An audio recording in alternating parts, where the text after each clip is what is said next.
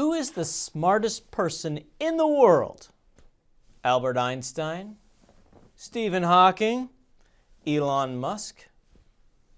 Yes, they are very intelligent, but who is the smartest person of all time?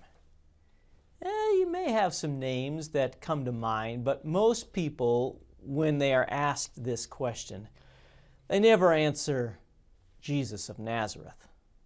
But how could he not be the most intelligent person ever to walk the earth? He was the one who thought up everything that exists and then designed the smallest part of the atom to the largest galactic planetary systems of the universe. He designed the eye, the ear, and all of our senses. He developed all living things and the ecosystems required to sustain them.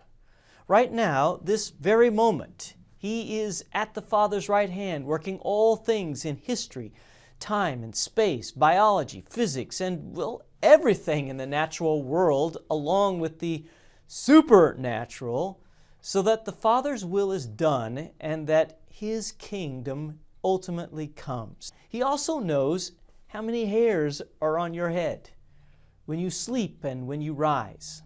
He hears every prayer, sees every tear, and is working all things for your eternal good in God's forever kingdom. How could he be divine and dumb? No. He is more than a religious leader, more than a teacher, more than the one who is in control of life and death. He is sustaining all things by His word, His knowledge, His wisdom, and common sense that sets the standard for all other human smarts. He knows how to do your job, how to parent your kids, how to be married to your spouse happily and in a rich and thriving way, or to live the single life that you're living. He knows how best to care for relationships and mend fences that are broken between people. He is the utmost expert in your field of study or work. My point in asking the question of who is the smartest person on the earth is certainly to draw your attention to Jesus and give God glory for who He really is, but to also help shape and form your prayer life. If you have access to the largest knowledge base ever, and an expert in that field who really understands all of the nuances and exceptions to the rules, it would be foolish not to make use of this resource on a daily basis. Jesus said, "You have not because you have asked not." Not only do you have access to the source of accurate truth and knowledge, but also you happen to be His dear friend. No, more than that, you are His beloved, in whom He delights and has given up His life on the cross so that you might be His own, both now and forever.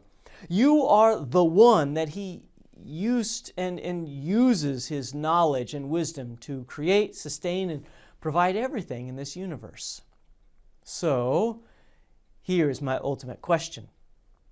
When you have need, a question, a doubt, some confusion, or frustration, why are you not asking Jesus?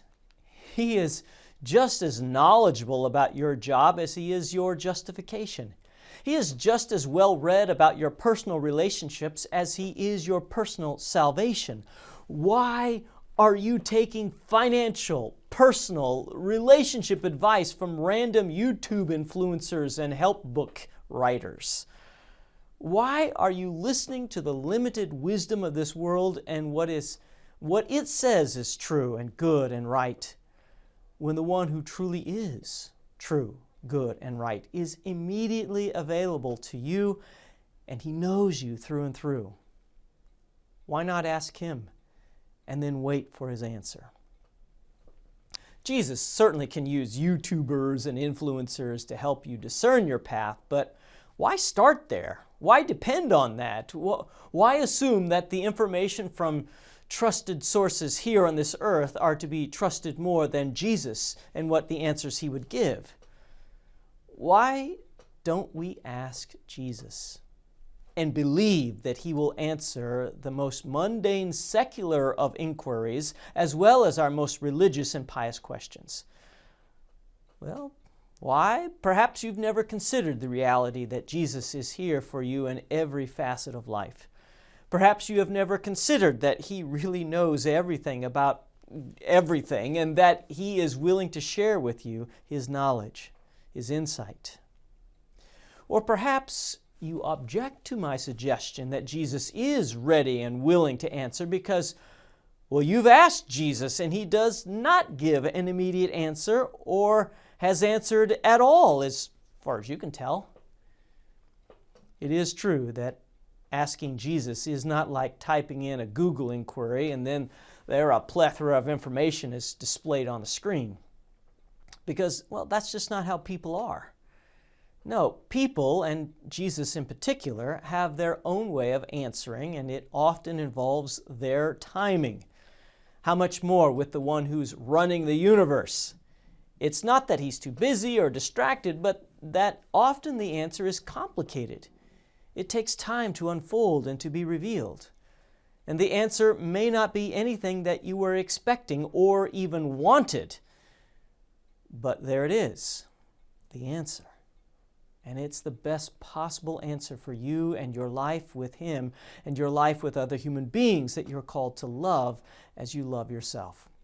Jesus is the source of all knowledge. He is true, good, and values you enough to give up his life in death. And having risen from the dead, he holds all things in his hands. So asking Jesus makes the most sense. Waiting on Jesus is the best use of your time, and trusting him to have your best interest in mind is the smart way to live. May the Lord Jesus bless your day, and I look forward to seeing you all in Bible study and worship this weekend. And for those of you who are wondering how my last weekend went, my Saturday and Sunday with our little guy Noah, yeah, it was awesome. Hi, Papa. Hi, Papa.